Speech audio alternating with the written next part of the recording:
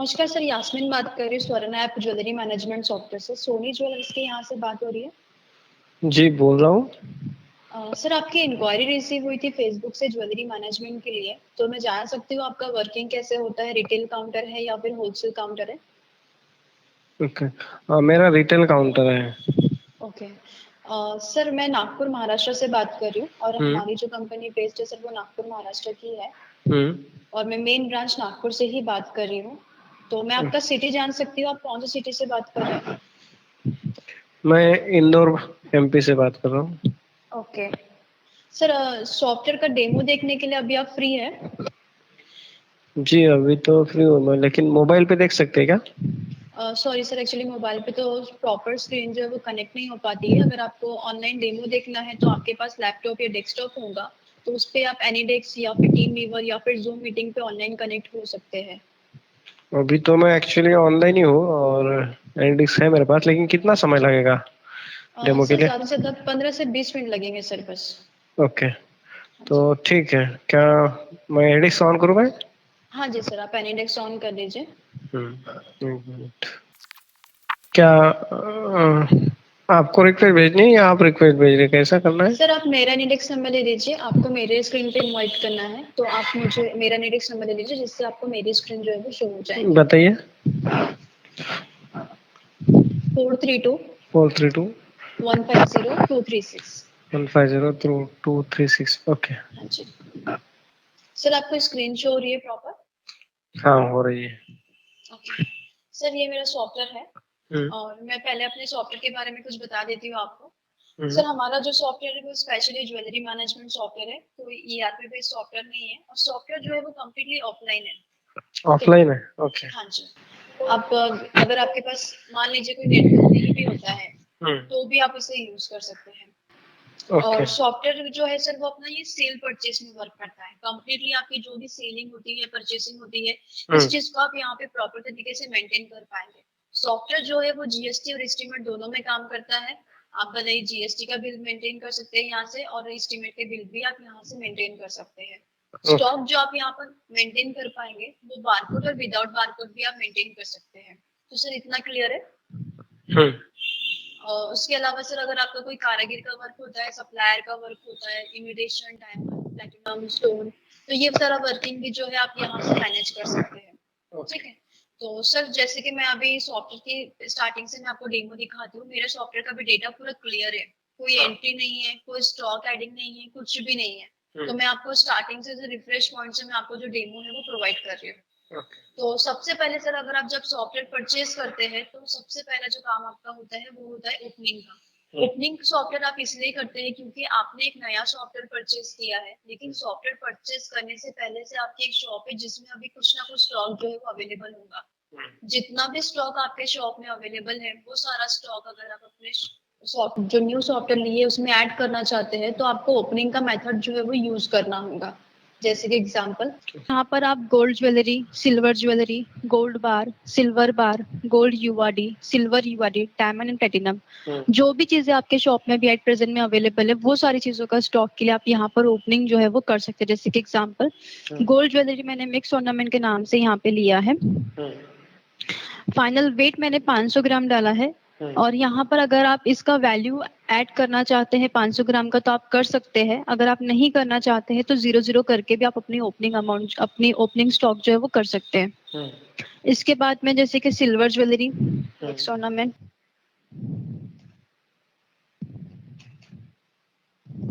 Gold बार। Gold बार मतलब ये मेरा फाइन स्टॉक होगा? हाँ जी, ये आपका फाइन स्टॉक होगा। ओके। यूआरडी सर होता है जो आपके पास कुछ पुराना गोल्ड होता है, मोड़ वगैरह होती है ना, वो यूआरडी होता है। तो ये सबकी ओपनिंग अलग अलग करनी पड़ेगी? ये आप, हाँ जी, ये आपने लमसम में कर दिए सबकी opening? As a bulk stock आप अभी यहाँ पर ऐड कर रहे हैं सर। ये आपका कोई फिजिकल स्टॉक नहीं है, ये आपका बल्क स्टॉक है। होता है ना, हमें एक अंदाजा होता ही है कि एग्जैक्टली हमारे पास कौन सा चीजें कितने ग्राम में अवेलेबल होंगी करके, तो वो आप यहाँ पर ऐड कर रहे हैं। उसके बाद में आप कंप्लीटली फिजिकल स्टॉक कैसे मेंटेन करते हैं वो मैं आपको आगे बताती हूँ। तो ये आपका कंप्लीटली बल्क स्टॉक की ओपनिंग रहेंगी। ओके। तो सर मैं ये क्लोज करती हूँ ओपनिंग, जैसे कि आप देख सकते हैं कि गोल्ड ज्वेलरी मिक्स ऑर्नामेंट मैंने ओपनिंग किया है, सिल्वर ज्वेलरी किया है, gold bar, silver bar, gold URD, silver यूआरडी, इसे क्लोज करते हैं।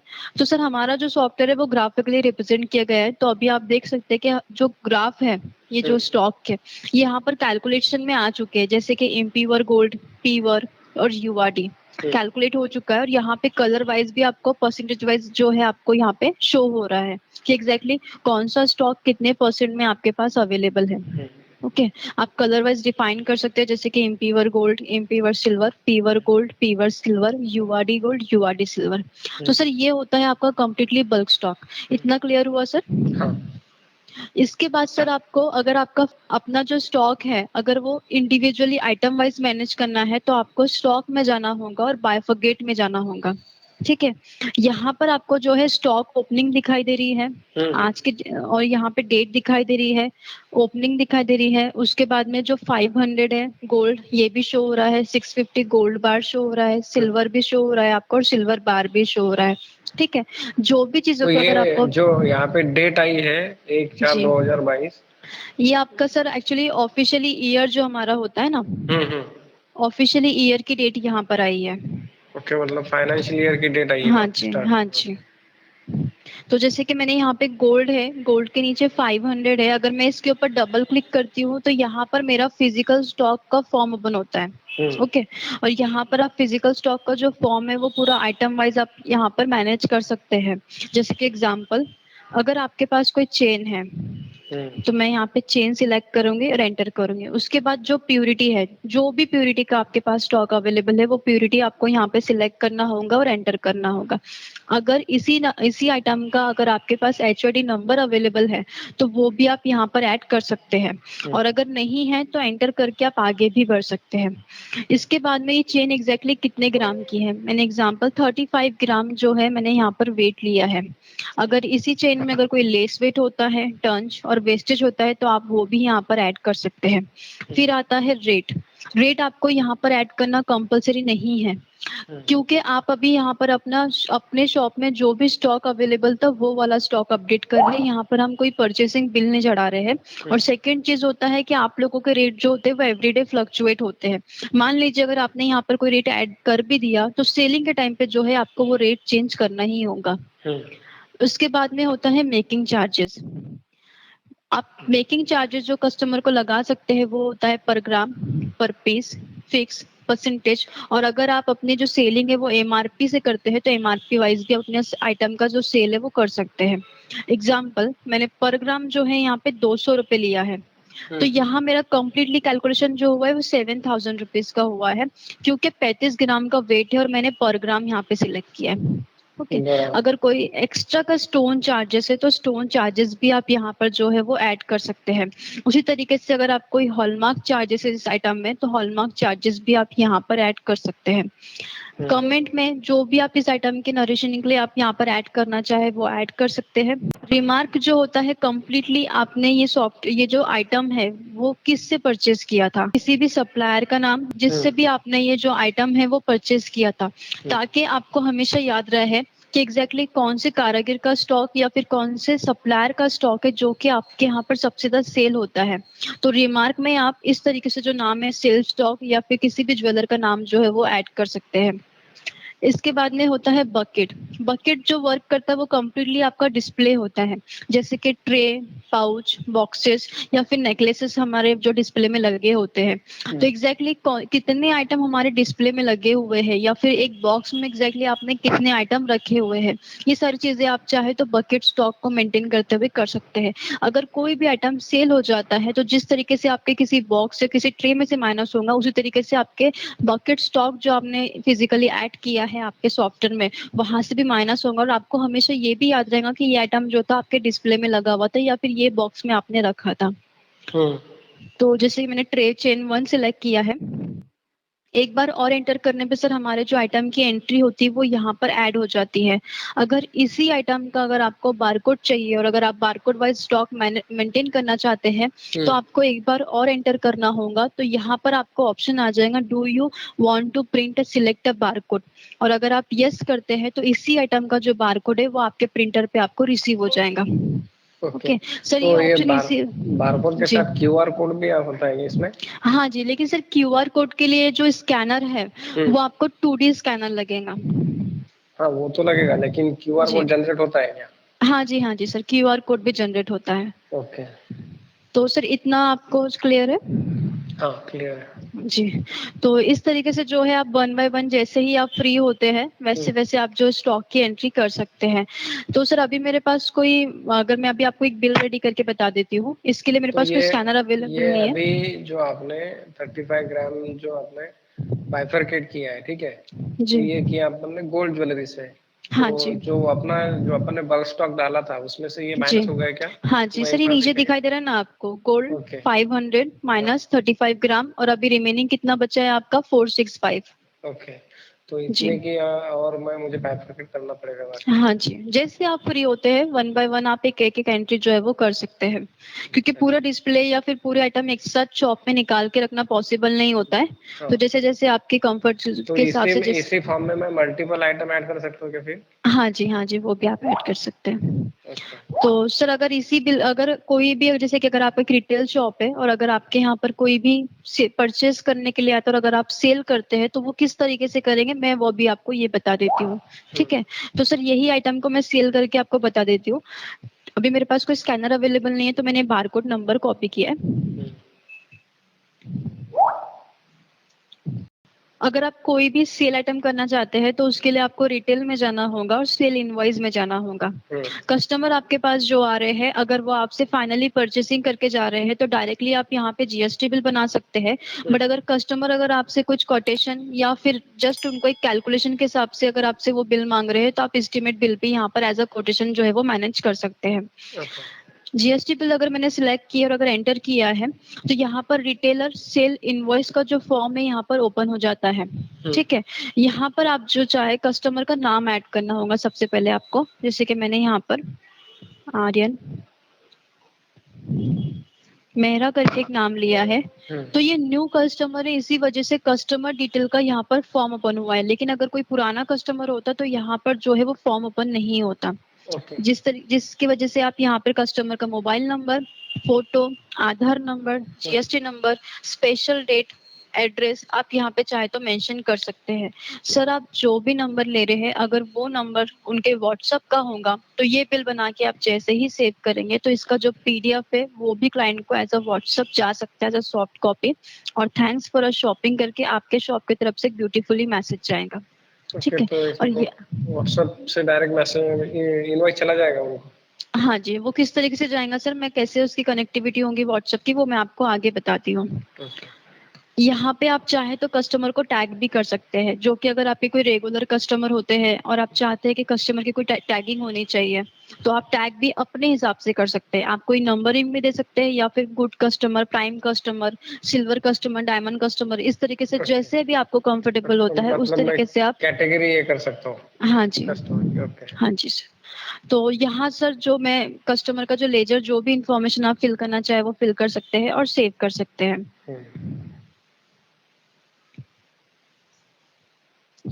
इसके बाद में सर अगर आपके शॉप में कोई सेल्स पर्सन काम करते हैं जिससे आपको हमेशा याद रखना है कि एग्जैक्टली कौन से कस्टमर को किसने हैंडल किया था तो उनका नाम भी आप यहाँ पे सिलेक्ट कर सकते हैं। उसके बाद सर मैंने जो बारकोड अभी कॉपी किया था वो मैं यहाँ पे पेस्ट करके एंटर करती हूँ तो यहाँ पे जो भी आइटम था उसका एचओडी नंबर, एचएसएन में गोल्ड ज्वेलरी, आइटम में चेन, प्योरिटी में 22 कैरेट, पीसेस में 1 पीस, वेट में 35 ग्राम, और इसी के साथ में जो मैंने मेकिंग ऐड किया था 200 रुपीज वो भी यहाँ पर जो है वो आ चुकी है। मतलब जो भी इंफॉर्मेशन अगर आप स्टॉक ऐड करते समय लेते हैं वो सारी इंफॉर्मेशन यहाँ पर जो है वो ऐड हो जाती है, वो आपको बार बार ऐड करने की जरूरत नहीं पड़ेगी। इसके बाद में सर अगर इसी मोमेंट पे अगर आपको कोई मेकिंग चार्जेस अगर चेंज करना होता है तो आप चेंजेस भी कर सकते हैं, और अगर इसी मोमेंट पे अगर आपको जैसे कि स्टोन चार्जेस हो गया या फिर हॉलमार्क चार्जेस हो गया अगर ये भी ऐड करना चाहे तो वो भी आप यहाँ पर ऐड कर सकते हैं। अभी सर जैसे कि मैंने यहाँ पे रेट लगाया है पर ग्राम के लिए, और यहाँ पर आपको पर ग्राम ही रेट जो है वो ऐड करना होता है। मैंने 5200 रुपीज जो है यहाँ पर रेट जो है वो ऐड किया है पर ग्राम। इसके बाद में यहाँ पर जो टोटल अमाउंट हो रहा है वो आ चुका है और टैक्स के साथ जो भी अमाउंट हो रहा है, जैसे कि मैंने यहाँ पर आइटम की एंट्री ऐड किया है, तो पेड अमाउंट जो आ रहा है वो 1,94,670 रुपीज आ रहा है। ओके, बट सर हमारे पास मैक्सिमम बहुत सारे कस्टमर ऐसे भी आते हैं जो अपने साथ कुछ ना कुछ पुराना गोल्ड यानी कि मोड़ लाते हैं, और वो हमेशा कहते हैं कि जो भी वो नया आइटम आपसे परचेज कर रहे हैं उसमें से उतना भी जो भी उसका प्राइस होता है वो माइनस कर दीजिए। उस मोमेंट पे आप चाहे तो इसी फॉर्म में से आप यूआरडी परचेसिंग का फॉर्म जो है वो ऐड कर सकते हैं, जिससे इसी फॉर्म में जो भी आप यूआरडी लेंगे और उसका जितना भी पैसा होगा उतना पैसा इसी फॉर्म में इसी जो भी अमाउंट आ रहा है पेड अमाउंट में से इसमें से माइनस हो जाएगा। जैसे एग्जाम्पल मैंने यूआरडी सिलेक्ट किया है, जो भी वो आपको आइटम दे आप आइटम के नाम से भी एंट्री कर सकते हैं या फिर आप चाहे तो ओल्ड गोल्ड के नाम से भी एंट्री कर सकते हैं। मैंने रिंग सिलेक्ट किया है, जितना भी वेट हो, जैसे एग्जांपल मैंने 8 ग्राम का यहाँ पर वेट ऐड किया है। इसी तरीके से अगर कुछ लेस वेट है तो लेस वेट भी आप यहाँ पर ऐड कर सकते हैं। फिर आता है वेट इन परसेंटेज, मैंने यहाँ पे 75% लिया है क्योंकि पुराना गोल्ड है। ठीक है, इसके बाद में जो भी पर ग्राम रेट आप पुराने गोल्ड का लगा रहे हैं, जैसे मैंने लगाया 4,800 रुपए। तो अभी आपने ये लेस वेट किया पहले 0.200 मिलीग्राम, हाँ जी, और ये 75% आपने ये लिया वेटिंग परसेंटेज, तो ये हाँ जी 8 ग्राम का हुआ कि वो 0.200 मिलीग्राम माइनस करके 75 ग्राम का हुआ?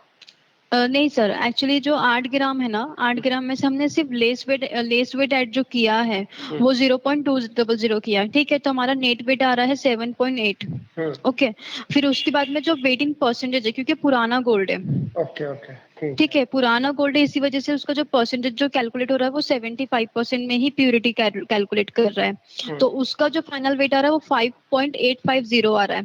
ओके, ठीक है, और इसी पे जो रेट लगेगा, जैसे कि मैंने 4,800 रुपए लगाया है पर ग्राम, तो यहाँ पर जो टोटल अमाउंट आ रहा है यहाँ पे 28,080 रुपीज आ रहा है। लेकिन आप लोगों का बहुत बार ऐसा भी कम्युनिकेशन हो जाता है कि इस आइटम को मैं इतने में ही परचेज कर पाऊंगा, क्योंकि कभी कभी क्या होता है कि 75% के लिए भी आप श्योर नहीं होते हो कि ये उतना भी प्योरिटी में आएगा या नहीं आएगा। तो उस मोमेंट पे आप कस्टमर को एक बोल देते हो कि मैं इतने प्राइस में ही परचेज कर पाऊंगा। जैसे कि मान लेते हैं आपने कहा कस्टमर को कि वो आप 27,000 में ही परचेज कर पाएंगे, तो 27,000 मैंने यहाँ पर ऐड किया है। राइट क्लिक मतलब कि ये आपका एडजस्टमेंट अमाउंट होता है, ऐड। तो जो आपका जो भी यूआरडी परचेसिंग हो रहा है, जैसे कि 27,000 यहाँ पर अमाउंट आ चुका है कम्प्लीटली। रेट जो आपने 4,800 लगाया था वो 4,800 ही रहेगा। आपने जो वेट लिया था वो 8 ग्राम का लिया था, और जो नेट वेट जो हुआ था आपका वो 7.8 हुआ था, क्योंकि 0.20 हमने माइनस किया था। ठीक है, उसके बाद जो फाइन वेट और जो वेटिंग परसेंटेज था, सिर्फ ये 2 चीजें चेंज होंगी। ओके, और अगर आप 75 लिया था यहाँ पे वो, हाँ जी 72.12 हुआ है, एडजस्ट हुआ है। ओके, इसके बाद में अगर आप कोई एक्स्ट्रा इन्फॉर्मेशन के लिए अगर उनके पुराने गोल्ड की इसी बिल में कुछ इमेज ऐड करना चाहे तो आप इमेज भी ऐड कर सकते हैं, और अगर कुछ भी याद रखने के लिए कोई नरेशन अगर आप टाइप करना चाहे तो नरेशन भी यहाँ पर आप जो है वो टाइप कर सकते हैं। यहाँ पर आपका जो बिल है वो ऐड होता है, और जो भी आपका अमाउंट विद टैक्स होता है उसमें से अभी आपका यूआरडी मतलब कि 27,000 रुपीज जो है वो माइनस हो चुका है, और पेड अमाउंट आपका आ रहा है 1,67,670 रुपीज। लेकिन सर बहुत बार कस्टमर ऐसे आते हैं जो कि आपको कम्प्लीटली पूरा पेमेंट करके नहीं जाते हैं, कुछ एडवांस पेमेंट कर देते हैं, या फिर कुछ ऐसा होता है कि वो आइटम तो लेके जा रहे हैं लेकिन आधा ही पेमेंट करके जा रहे हैं। एग्जाम्पल, जैसे कस्टमर ने आपको सिर्फ 95,000 रुपीज पेमेंट किया, बाकी जो है वो 72,670 रुपीज जो है वो बैलेंस रखा है। तो एग्जैक्टली वो जो क्लाइंट है वो आपको बैलेंस कब पेमेंट करने के लिए डेट दे रहे हैं, क्योंकि वो तो आपको कोई ना कोई डेट जरूर देंगे कि वो 1 हफ्ते बाद आने वाले हैं, या फिर 15 दिन बाद, या फिर 2 दिन बाद। जो भी वो आपको डेट दे रहे हैं वो डेट आप यहाँ पे सिलेक्ट कर सकते हैं। जैसे एग्जाम्पल, अगर आपने 28 की डेट सिलेक्ट किया है और सेट ड्यू टू डेट किया है, तो इसी डेट पे आपको एक नोटिफिकेशन मिलेगा ड्यू टू बैलेंस का।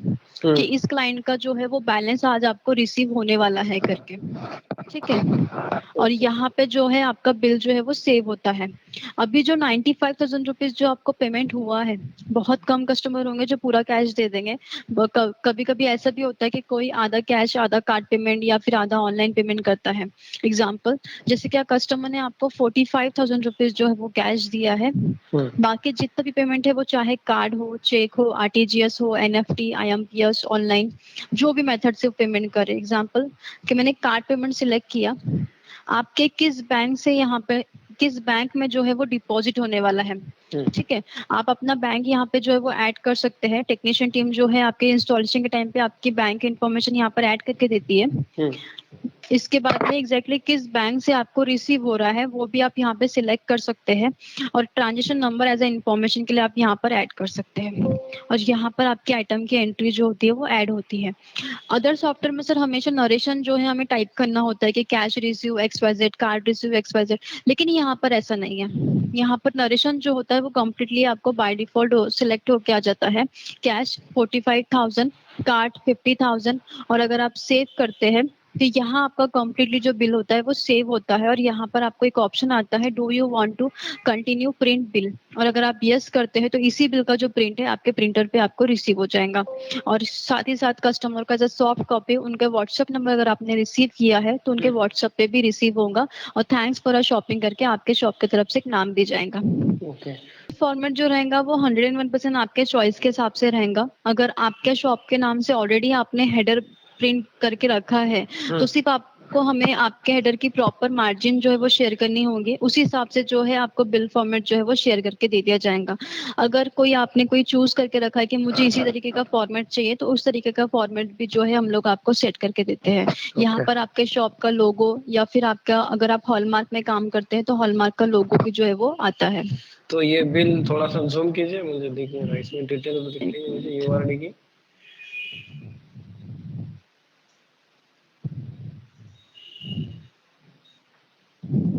सर ये है यूआरडी 27,000। आप चाहे तो अगर इंडिविजुअली यूआरडी का बिल भी लेना चाहते हैं तो यूआरडी का बिल भी आप दे सकते हैं। अच्छा, और मैं अभी मेरा मान लीजिए कहीं स्टेट बॉर्डर से कस्टमर आ जाते हैं तो ये एसजीएसटी का बिल क्रिएट हो जाएगा? किस टाइप में सर? जैसे कोई महाराष्ट्र बॉर्डर से या फिर इधर से राजस्थान बॉर्डर से लोग आते हैं, हाँ जी, तो वो सीजीएसटी। हाँ सर वो हो जाएगा ना सर, वो आपके लिए सेटिंग्स में सेट करना होता है, वो हो जाएगा। ओके, ठीक है सर मैं क्लोज करूं? सर इसी तरीके से सर हमने जो भी कस्टमर का बिल बनाया है तो हमने उनका कुछ बैलेंस रखा था, तो अपने यहाँ पे नोटिफिकेशन बैलेंस जो मैनेजमेंट है, मतलब कि जिसे क्रेडिट मैनेजमेंट कहते हैं, वो अभी जिस तरीके से होता है वो मैं आपको एक्सप्लेन करती हूँ। तो जैसे कि आपने किसी भी कस्टमर का अगर कुछ बैलेंस रखा है तो वो चीज आपको हमेशा जो है वो बैलेंस रिपोर्ट में शो होंगी, लेजर में भी शो होंगी ही होंगी, लेकिन जो है बैलेंस रिपोर्ट जो है वहां पे भी आपको कम्प्लीटली शो होगा कि एग्जैक्टली आपके कितने क्लाइंट का जो है वो बैलेंस है, जिसे आप नाम से भी सर्च कर सकते हैं या फिर उनके मोबाइल नंबर से, या फिर यहाँ पर एक्सपेक्ट ऑर्डर, ऑर्डर, इंस्टॉलमेंट, जिस भी टाइप के अगर उनके बैलेंसेस होते हैं तो उस हिसाब से भी आप यहाँ पे सर्च कर सकते हैं। और यहाँ पे जो होता है डे वाइज और मंथ वाइज भी जो है आप कस्टमर को सर्च कर सकते हैं। डे वाइज मतलब कि अगर आपने जैसे कि मान लीजिए 20 दिन डाल दिया या फिर 15 दिन डाल दिया है तो ये आपको कम्प्लीटली शो करेगा कि इतने दिन के ऊपर जिनको हो चुका है, जिन्होंने क्रेडिट रखा है, तो वो कितने क्लाइंट है। और अगर आपको मंथ वाइज देखना है कि एग्जैक्टली 1 महीने के ऊपर कितने क्लाइंट को हुआ है, 2 महीने के ऊपर कितने क्लाइंट को हुआ है, तो आप वैसे भी यहाँ पर जो है वो चेक कर सकते हैं। और अगर जिस भी क्लाइंट का अगर आपको नोटिफिकेशन रिसीव हो रहा है और अगर वो क्लाइंट अगर उस टाइम पे पेमेंट करने के लिए नहीं आ रहा है और अगर आपको उनको एक मैसेज भिजवाना है तो आप डायरेक्टली उसी कस्टमर को सिलेक्ट कर सकते हैं। और यहाँ पर आपको व्हाट्सएप का भी ऑप्शन दिया गया है जिसमें आपको कोई मैसेज टाइप करने की जरूरत नहीं है, सॉफ्टवेयर में जो है वो सिलेक्ट है और वो आप कोई भी लैंग्वेज में जो है वो रेडी करवा सकते हैं। और जो भी आपको कस्टमर ने डेट दिया होगा उसी डेट के हिसाब से ही कस्टमर को जो है वो ऑटोमेटिकली मैसेज उनके व्हाट्सएप पे जाएगा। तो इसमें जो आपने बताया था कि अपन ने ड्यू डेट सेट की है, तो वो ड्यू डेट लिखी है कि इसमें ड्यू डेट? सर इसमें ड्यू डेट जो है वो नहीं शो होंगी आपको, आपको डायरेक्टली जो है वो नोटिफिकेशन शो होगा। ओके, तो यहाँ पे अगर मुझे चाहिए तो ड्यू डेट ऐड कर सकते हैं क्या? सर ड्यू डेट तो यहाँ पे एक्चुअली आपके वर्किंग के हिसाब से मुझे डिस्कस करना होता है, लेकिन आप चाहे तो यहाँ पे do you want to open a ledger का ऑप्शन आता है, और अगर आप यस करते हैं तो यहाँ पर आपको जो है लेजर यहाँ पे रिसीव हो जाता है। ओके। और सिर्फ आपको जो है कस्टमर को सिलेक्ट करना होगा और व्हाट्सअप करना होगा। तो यहाँ पर आपको एक ऑप्शन आएगा, do you want to send a WhatsApp to all select a customer, और अगर आप यस करते हैं तो क्योंकि यहाँ पे नहीं जाएगा क्योंकि मोबाइल नंबर जो है वो ऐड नहीं है, ठीक है, और अगर नंबर अगर ऐड होता तो उनके व्हाट्सएप पे जो है वो मैसेज चला गया होता। ओके। ठीक है, तो इस तरीके से चाहे तो आप कस्टमर को जो भी क्रेडिट मतलब बैलेंस मैनेज करना तो सबसे ज्यादा डिफिकल्ट होता है एक शॉप के लिए, तो ये सारी चीजें आप यहाँ पे काफी इजीली जो है वो मैनेज कर सकते हैं, क्योंकि यहाँ पर आपको जो है वो नोटिफिकेशन रिसीव हो जाते हैं। तो यहाँ पे सभी जिनके बैलेंस है वो सबके बैलेंस रिपोर्ट दिख जाएगी? हाँ जी, हाँ जी, जितने भी हैं कस्टमर। ओके। यहाँ पे आपको सिर्फ और सिर्फ रिटेल कस्टमर के जो है बैलेंस रिपोर्ट दिखेंगी, क्योंकि हम सॉफ्टवेयर में हर फॉर्म में जैसे कि मान लेते कारागिर है तो कारागिर का बैलेंस रिपोर्ट में सिर्फ कारागिर का ही बैलेंस शो होगा आपको यहाँ पर, तो इसमें ठीक है, कारागिर का अलग है और हाँ जी, और अगर सप्लायर से अगर आपकी कोई परचेसिंग होती है तो सप्लायर का ही आपका अलग तरीके से जो है वो अलग रिपोर्ट में ही बैलेंसेस वगैरह जो है वो शो होते हैं। ओके। इसके अलावा सर जैसे कि return entry, get order sale और ऑर्डर मैनेजमेंट भी जो है आप यहाँ पे कर सकते हैं। सर यहाँ पे क्या होता है, हर फॉर्म जो है वो काफी मतलब सेम है, तो मैं आपको जैसे कि ऑर्डर की एंट्री बता देती हूँ। अगर आपके पास जो भी कस्टमर आता है ऑर्डर देने के लिए तो आप यहाँ से उसका गेट ऑर्डर जो है मतलब ऑर्डर आप ले सकते हैं। जैसे कि एग्जांपल आपके पास महावीर राज करके कोई कस्टमर आए हैं तो आप उनके जो भी पर्सनल डिटेल्स है मतलब कस्टमर का name, mobile number, photo, Aadhaar number, GST number, special date, address आप यहाँ पे जो चाहे तो मेंशन कर सकते हैं और सेव कर सकते हैं। कोई सेल्स पर्सन आपके यहाँ पे काम करता है, जिस तरीके से हमने रिटेल का फॉर्म बनाया था सर वो सेम ही है। जो भी आइटम वो आपको ऑर्डर दे रहे हैं वो आइटम का यहाँ पे नाम ले सकते हैं। जैसे कि एग्जांपल वो आपको कोई रिंग दे रहे हैं तो मैंने यहाँ पे रिंग सिलेक्ट किया है और एंटर किया है। वो आपको बताया होगा उन्होंने कि मुझे इस प्योरिटी में ही रिंग चाहिए, तो वो रिंग प्योरिटी भी आप यहाँ पे ऐड कर सकते हैं। मैंने यहाँ पे 15 ग्राम का रिंग लिया है, लेस वेट, रेट एग्जैक्टली अगर आज के डेट का ही रेट कमिट हो रहा है तो आज का डेट का रेट ही आपको यहाँ पर जो है वो ऐड करना होगा। जैसे कि मैंने 5100 रुपए मैंने यहाँ पर रेट लिया है पर ग्राम। अगर आपने उनको कोई मेकिंग चार्जेस मतलब ये किया है ऐड किया है जैसे कि पर ग्राम, पर पीस, फिक्स, परसेंटेज और एमआरपी वाइज, तो इस तरीके से चाहे तो आप मेकिंग भी यहाँ पे जो है वो सिलेक्ट कर सकते हैं। जैसे मैंने यहाँ पे 200 रुपए ऐड किया है। उसी तरीके से अगर कोई एक्स्ट्रा के स्टोन लगे हैं तो स्टोन भी चार्जेस आप यहाँ पर ऐड कर सकते हैं। हॉलमार्क चार्जेस, और यहाँ पर आपका ये जो पर्पल कलर का आपको यहाँ पे लोगो जो शो हो रहा है जहाँ पर लिख के आ रहा है ऐड अ फोटो। कस्टमर क्या होता है हमेशा कुछ ना कुछ जो भी आपको ऑर्डर दे रहा है या तो वो गूगल पे सर्च करके आपको बताएगा कोई इमेज, या फिर आपके पास जो भी कैटलॉग्स होते हैं तो कैटलॉग्स में से भी सिलेक्ट करते हैं, या फिर वो आपको कभी कभी व्हाट्सअप कर देते हैं। अगर उन्होंने किसी की ज्वेलरी देखा होगा तो सेम ज्वेलरी की फोटो निकाल के वो आपको व्हाट्सअप कर देंगे कि सेम आइटम मुझे आप बना के दीजिए। तो वो एग्जैक्ट आइटम की जो भी फोटो है वो आप यहाँ पर ऐड कर सकते हैं। जिस ये जो भी फोटो आप यहाँ पर ऐड करेंगे वो आपके बिल फॉर्मेट में भी सिलेक्ट और प्रिंट होके आएंगी, और यहाँ पर आपका जो आइटम की एंट्री है वो ऐड होती है। कस्टमर ऑर्डर देके जा रहा है और अगर कस्टमर कुछ भी आपको एडवांस पेमेंट करके जाते हैं, एग्जांपल जैसे कि कस्टमर ने आपको यहाँ पे 75,000 रुपीज एडवांस तो दे दिया है और बाकी का जितना भी अमाउंट है वो बैलेंस रखा है, तो इस तरीके से चाहे तो आप एडवांस अमाउंट भी यहाँ पे ले सकते हैं। जो भी मेथड से पेमेंट हो रही है वो सिलेक्ट कर सकते हैं, ऐड एंड सेव। कस्टमर तो अभी आपको ऑर्डर देके चले जाते हैं। अभी आपका जो वर्किंग स्टार्ट होता है वो कारागिर से स्टार्ट होता है, क्योंकि आपको कारागिर के पास जाना होगा, उसे बनाना होगा, फिर बहुत ज्यादा मुश्किल होती है कि हमने कारागिर को दिया कि नहीं दिया, या फिर कारागिर के पास कब रिसीव हुआ। तो ये सारी चीजों को मैनेज करने के लिए आपको सॉफ्टवेयर जो है वो कम्प्लीटली हेल्प करता है। जैसे कि मान लीजिए अगर आपका कोई भी जो आइटम है अगर आपने कारागिर को ऑर्डर आया है और अगर आपको ऑर्डर मैनेज करना है तो आपको ऑर्डर मैनेजमेंट में जाना होगा। यहाँ पर आपका असाइन ऑर्डर होता है, ठीक है। अगर आप यहाँ पे राइट क्लिक करते हैं तो यहाँ पर आपको ऑप्शन आता है send to job work issue. Send to job work issue का मतलब होता है कि अभी आप कारीगर को जो है अपना आइटम बनाने के लिए दे रहे हैं। ठीक है। जिस भी कारीगर को दे रहे हैं उस कारीगर का नाम जो है आप यहाँ पर ऐड कर सकते हैं, जैसे कि मैंने किशोर कारीगर ऐड किया है। ठीक है। आइटम तो एंट्री तो ऑलरेडी ऐड ही होके आएंगी। इसके बाद एग्जैक्टली आपके पास कितना गोल्ड उनको आप पे कर रहे हैं इस आइटम को बनाने के लिए। यहाँ पर आपका प्रीवियस फाइन गोल्ड आपके पास जितना भी होगा जमा वो आपको यहाँ पर शो हो जाएगा, क्योंकि ऑब्वियसली वो चीज आपके शॉप में से भी जाएंगी। प्रीवियस फाइन गोल्ड जो होता है तो सिल्वर और गोल्ड का जो भी फाइन होता है वो आपको यहाँ पे प्रीवियस में जो है वो शो होगा। अभी आप कितना पेमेंट कर रहे हैं, जैसे कि एग्जांपल आप अभी यहाँ पे 15 ग्राम ही अगर दे रहे हैं तो 15 ग्राम आप यहाँ पे सिलेक्ट कर सकते हैं। अगर आप कुछ एक्स्ट्रा का कुछ जो भी उनके याद रखने के लिए जो भी अगर नरेशन है आप पे टाइप करना चाहे तो वो टाइप कर सकते हैं और सेव करना होगा।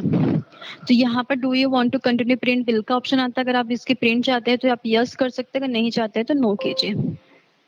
तो यहाँ पर अभी जो है कारागिर को तरीके से यहाँ पर आपको जो है वो प्रोसेसिंग शो होंगी कि एग्जैक्टली कितने यहाँ पर आपको असाइनिंग शो होंगी कि आपके एग्जैक्टली आपने कितने ऑर्डर लिए हैं और उसके बाद में आपने कितने प्रोसेसिंग मतलब कितने अभी आपके पास कारागिर के पास बन रहे हैं। प्रोसेसिंग में यहाँ पर अभी आपका सिर्फ इशू हुआ है, रिसीव होने का है। रिसीव का मतलब होता है जब कारागिर के पास से अगर आपका कोई भी आइटम बन के आपके पास रिसीव हो जाएगा उस मोमेंट पे आप चाहे तो यहाँ पे रिसीव की एंट्री करेंगे। लेकिन अभी आपका आइटम जो है वो यहाँ पर प्रोसेस हो रहा है और अभी आपने सिर्फ और सिर्फ कारागिर को दिया है। ठीक है। और अगर फॉर एग्जांपल अगर आपके पास वही आइटम बन के वापस आ जाता है तो आप यहाँ पे राइट क्लिक करके send to job work receive कर सकते हैं। ठीक है। इसी मोमेंट पे अगर कोई भी एंट्री अगर आपकी चेंजेस होती है, हो सकता है कि कुछ वेट में चेंजेस आ गए होंगे, कभी कभी बढ़ भी जाता है या फिर कुछ भी चेंजेस होते हैं तो आप यहाँ पे चेंजेस करके इसे एडिट कर सकते हैं। और यहाँ पर आपका जो बिल होता है रिसीव का जॉब कारागिर का वो सेव होता है। और यहाँ पर आपको एक ऑप्शन आएगा do you want to print a barcode. ये इसलिए आता है क्योंकि एक नया आइटम है, आपने एक नई चीज बनाई है, अभी आपके शॉप में वो चीज नहीं थी बट अभी वो बन के आपके शॉप में आएंगी तो वो आपके शॉप में ऐड होना चाहिए, मतलब कि वो आपके आइटम में स्टॉक में ऐड हो जाएंगी। तो आपको बार बार वो स्टॉक में नहीं जाना पड़ेगा, जो भी एंट्री जैसे कि यहाँ हो या फिर सप्लायर में हो, अगर आप वहां पर अगर आप कोई भी do you want to print a barcode अगर आप सिलेक्ट करते हैं तो वो सारी एंट्री जो होंगी वो आपके स्टॉक में ऐड भी हो जाएंगी और आपको वहां पे स्टॉक जो बारकोड है वो भी रिसीव हो जाएंगे। तो इस तरीके से देखिए यहाँ पर आपको अभी रिसीव जो है वो शो हो चुका है। ओके। तो अभी और यही अगर मुझे जो ऑर्डर कस्टमर को लिया था उसको सेल करना है। हाँ जी, तो उसके लिए आपको रिटेल में जाना होगा और आपको सेल ऑर्डर करना होगा। यहाँ पे आपको सिर्फ और सिर्फ कस्टमर का नाम ऐड करना होगा, जैसे कि मैंने महावीर राज किया है तो यहाँ पे मुझे प्रीवियस में देखिए नीचे में एक एंट्री शो हो रही है 75,000 एडवांस अमाउंट की यूआरडी और यहाँ पर ऑर्डर नंबर भी आ रहा है। अगर आप इसको सिलेक्ट करते हैं तो यहाँ पे जो आइटम की एंट्री है वो ऐड हो जाती है, जैसे कि गोल्ड ज्वेलरी कस्टमर ने ऑर्डर दिया था, रिंग दिया था, आइटम 22 कैरेट की दिया था, 15 ग्राम का वेट था, उन्होंने 15 ग्राम कितना प्राइस लगाया था उस मोमेंट पे वो यहाँ पर आपको शो हो रहा है, मेकिंग कितना लगाया था वो भी आपको यहाँ पर शो हो रहा है। और यहाँ पर आपको बस आइटम की एंट्री ऐड करनी होगी। एडवांस अमाउंट जो था वो 75,000 था तो वो भी आपको यहाँ पर शो हो रहा है। और इसके बाद में अगर यही कस्टमर अगर एडवांस रखता है या फिर अगर आपको पूरा पेमेंट करके चले जाते हैं तो वो भी आप यहाँ पे जो है वो ऐड कर, जैसे कि एग्जाम्पल 6885 उनका बैलेंस था, वो अगर वो पूरा पेमेंट करके जा रहे हैं तो वो ऐड कर लीजिए और सेव कर लीजिए। जो भी मेथड है पेमेंट की वो सिलेक्ट कीजिए और ऐड एंड सेव। यहाँ जो है आपका ऑर्डर मैनेजमेंट कंप्लीटली रेडी होता है, जैसे कि आपने ऑर्डर लिया उसको फिर ऑर्डर मैनेजमेंट असाइनिंग किया, फिर ऑर्डर प्रोसेसिंग करवाया और उसके बाद में फिर जो है आपने ऑर्डर जो है वो सेल किया है। ओके, ये तो हो गया, आपने मुझे बल्क स्टॉक का बता दिया, सेल कर दिया, ठीक है। लेकिन ये जो मैं होलसेलर से परचेस करके लाऊंगा उसकी एंट्री कहाँ से होगी? उसके लिए सिर्फ कंप्लीटली आपको सप्लायर में परचेस इनवॉइस जो है वो ऐड करना होगा। ओके, ठीक है, क्योंकि आप एक रिटेलर है और अगर आपने किसी भी सप्लायर से कोई भी चीजें परचेस किया है, मतलब इन द सेंस जो भी आपको वो बिल देते हैं तो यहाँ आप वो एज इट इज जो भी बिल है आपका वो यहाँ पर आप वो ऐड करेंगे। ठीक है, तो यहाँ पर आपको ऑप्शन आते हैं, क्योंकि कभी कभी ऐसा होता है कि कस्टमर आपको मटेरियल दे देते हैं लेकिन बिल नहीं भेजते, बिल आपको बाद में भेजते, तो उस मोमेंट पे आप चाहे तो एस्टीमेट में एंट्री करके रख सकते हैं। ओके। ठीक है। तो जीएसटी जैसे अगर आपकी परचेसिंग हो रही है तो जीएसटी पे आप सिलेक्ट कीजिए और एंटर कीजिए। आपको सिर्फ और सिर्फ फॉर्म हम हर जगह पर सेम ही रहेगा, सिर्फ और सिर्फ यहाँ पर जो डिफरेंट है वो है कि यहाँ पर आपको सिर्फ परचेज बिल नंबर यहाँ पर आपको ऐड करना होगा। अच्छा। ठीक है। लेकिन बहुत बार क्या होता है, अगर हमें मैक्सिमम तो आप लोगों को मिक्स ऑर्नामेंट के नाम से ही बिल रिसीव होते हैं, आइटम वाइज काफी कम होते हैं। तो इसलिए आपको आइटम वाइज में यहाँ पे जो स्टॉक इन है यहाँ पे आपको यस की जगह पे नो करना होगा। अगर आप यस करते हैं तो यहाँ पर वो जो भी मिक्स ऑर्नामेंट आप ऐड करेंगे उसका बारकोड भी आपको रिसीव हो सकता है अगर आप यस करते हैं तो बारकोड पे, और आप यही जो भी मिक्स ऑर्नामेंट है वो पूरा का पूरा स्टॉक में एज इट इज ऐड हो जाएगा एक ही एंट्री में। मतलब मैं यस करूंगा तो बारकोड जनरेट होगा? हाँ जी। नो करूंगा तो बारकोड जनरेट नहीं होगा? नो करेंगे तो सर स्टॉक में ऐड नहीं होगा। बारकोड जनरेट करना मतलब क्या, आप अगर आपने यस किया है तो वो सारे आइटम जो भी आप स्टॉक यहाँ पर ऐड करते हैं वो आपके स्टॉक में एज इट इज ऐड हो जाएगा। एस्टिमेट में करता हूँ तो भी?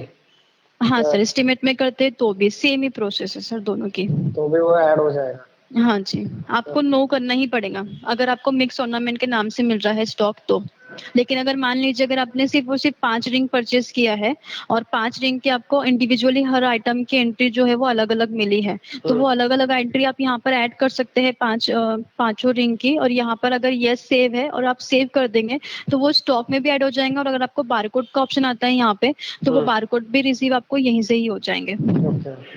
अच्छा, ये तो ठीक है अश्विन जी, इसमें ज्यादातर तो सारा काम हो जाता है, लेकिन मुझे बताइए कस्टमर अटैचमेंट के लिए इसमें क्या है, अब ज्यादा फीचर्स क्या है यूनिक?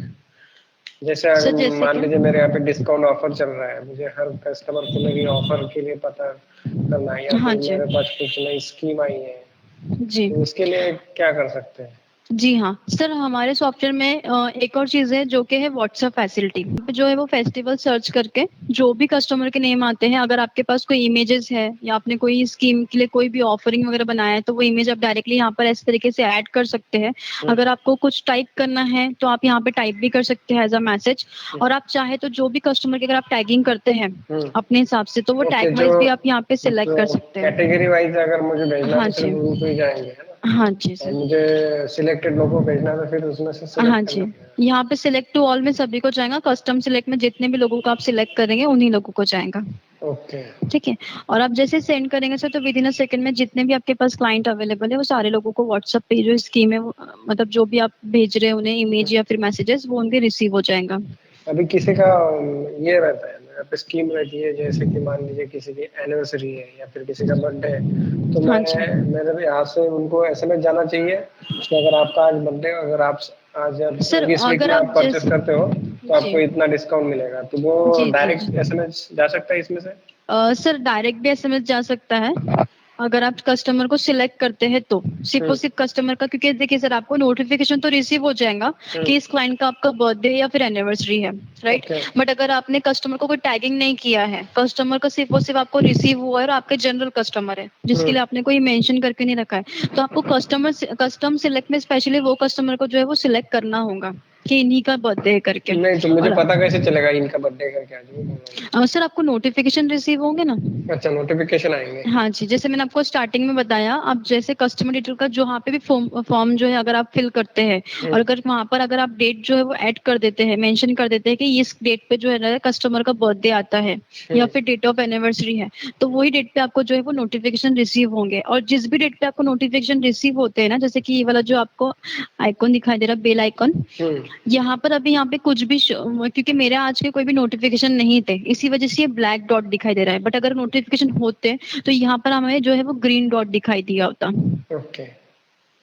तो अभी मान लीजिए कि मेरे शॉप में हम 2-3 लोग काम करते हैं, ठीक है? महीने हाँ रहता हूँ, जी, कभी मेरा जो वफादार आदमी है उनको मैं बोलता हूँ कि देखो, तो वैसे मैं उनको हैंड ओवर कर सकता हूँ, मतलब कुछ क्रिएट हो सकती है यूजर?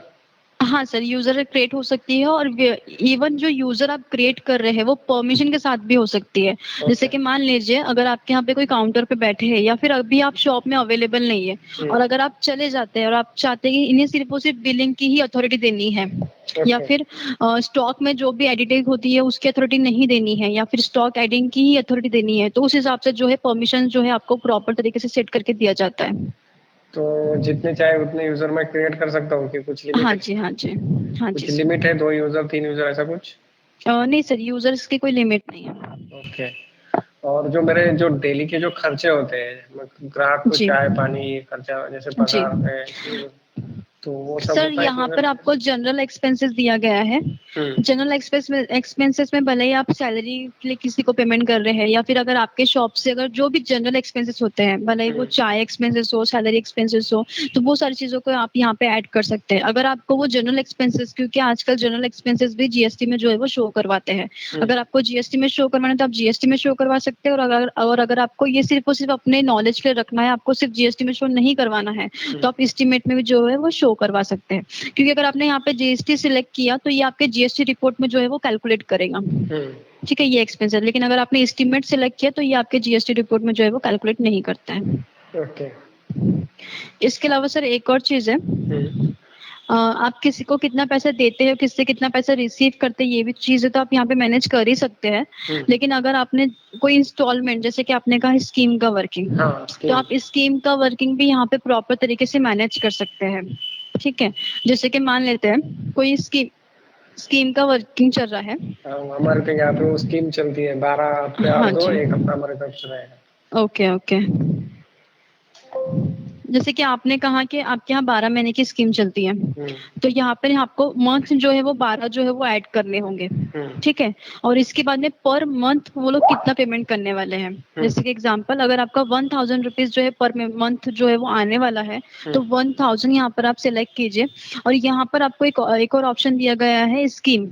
आपने स्कीम में ये कौन सी चला है, क्योंकि आपकी कोई दिवाली स्कीम चलती है, या फिर कोई जनरल स्कीमिंग होती है, या फिर कोई फेस्टिवल जो भी है, वो आप ओके। यहाँ पे सिलेक्ट कर सकते हैं। तो स्कीम क्रिएट कर सकते हैं इसमें। हाँ जी, और आप स्कीम का कोड भी यहाँ पे क्रिएट कर सकते हैं। जैसे कि एग्जांपल, मैंने यहाँ पे दिवाली ऐड किया, और मैंने यहाँ पे D1 ऐड किया। ठीक है, और मैंने ये सेव किया। और अगर मैं यहाँ पे दिवाली सिलेक्ट करते हैं, तो यहाँ पे D1 के हिसाब से ही स्कीम जो है वो वर्क करेंगी। अगर मान लीजिए D1 जो रहता है वो कोड होता है, अगर दिवाली के अगर कोई सेकंड क्लाइंट आएगा तो वो D2 पे जाएगा।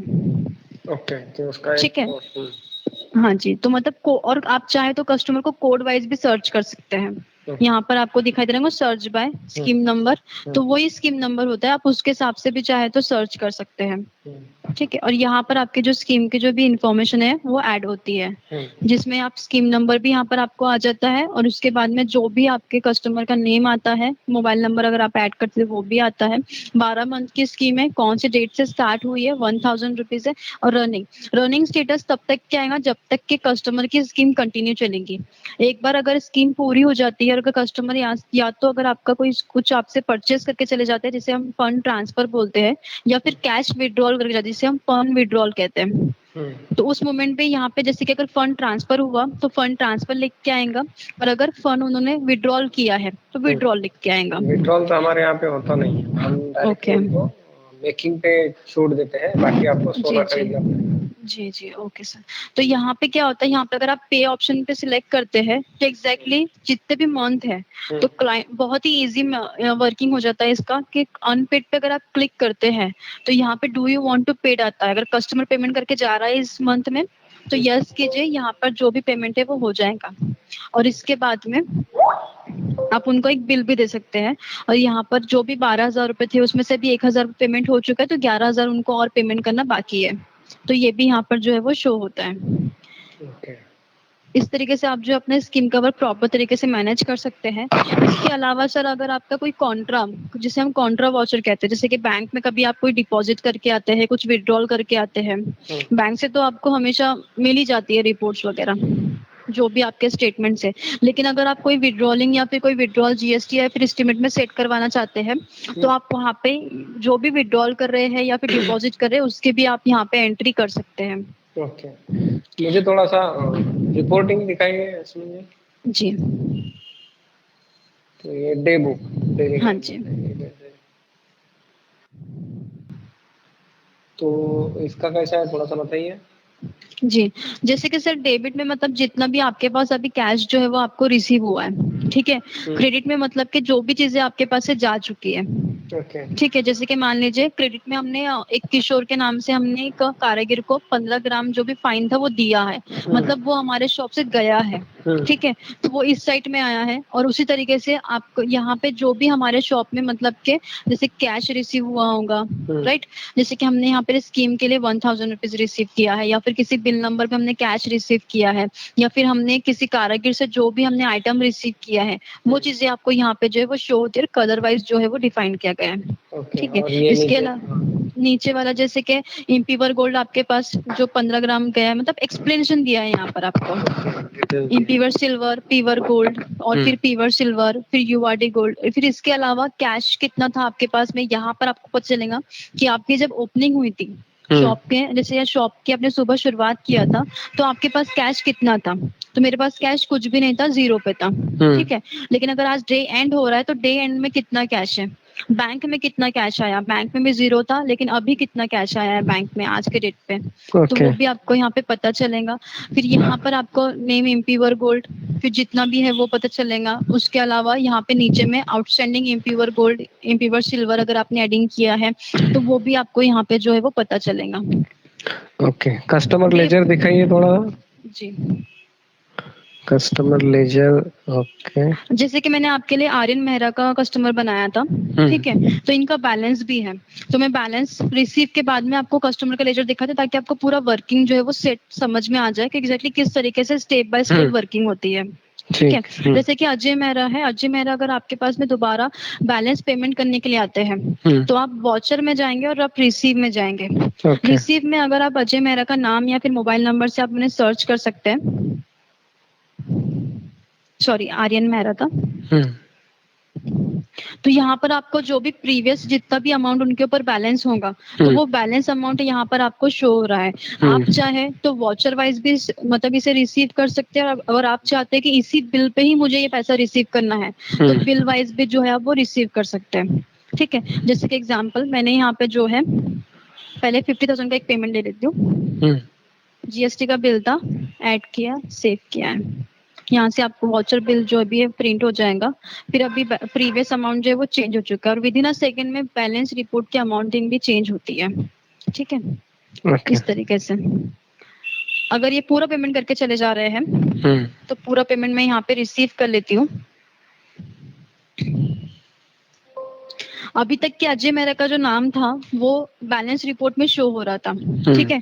प्रीवियस अमाउंट जो है यहाँ पर 0 हो चुका है, और इसके बाद में अगर मैं बैलेंस रिपोर्ट देखती हूँ तो बैलेंस रिपोर्ट में जो है वो अजय मेहरा का नाम नहीं है, क्योंकि उनका जो बैलेंस है वो पूरा क्लियर हो चुका है।